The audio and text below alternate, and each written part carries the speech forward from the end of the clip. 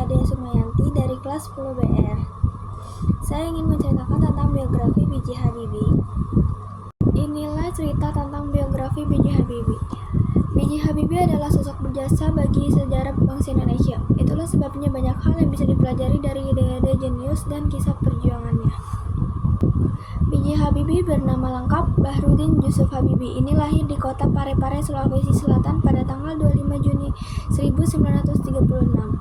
Sebelum menjadi orang yang berpengaruh bagi bangsa Indonesia, B.J. Habibie pernah mengenyam pendidik di SMAK Dago, Bandung tahun 1954 dan melanjutkan ke perguruan tinggi di Institut Teknologi Bandung, ITB.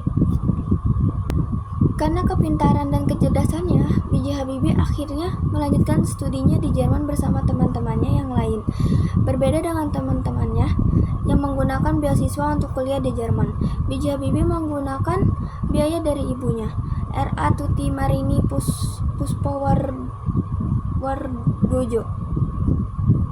Keputusan belajar di Jerman karena petuah Bung Karno tentang pentingnya penguasaan teknologi nasional, yakni teknologi maritim dan teknologi dirgantara saat Indonesia masih berkembang saat itu. B.J. Habibie akhirnya memilih jurusan teknik penerbangan spesialis konstruksi pesawat terbang di Rhein-Westfalen Aachen Technische Hochschule, Jerman pada tahun 1955.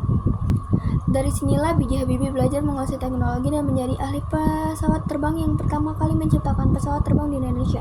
Jadi tidak heran jika ia dijuluki sebagai bapak teknologinya Indonesia karena karyanya yang luar biasa. Banyak pelajaran yang bisa kita ambil dari kisah hidup atau biografi B.J. Habibie. Meskipun masa jabatan Presiden B.J. Habibie sangat singkat, namun B.J. Habibie adalah salah satu tokoh bangsa yang membawa spirit kebangsaan dan perubahan bagi bangsa Indonesia secara intelektual. Masa kecil B.J. Habibie sangat akrab dengan baca Al-Quran sang ayah yang membuatnya tenang. Itulah sebabnya di umur masih 3 tahun B.J. Habibie sudah lancar membaca Al-Quran. B.J. Habibie sudah dikenal sebagai anak yang cerdas dari masa kecilnya.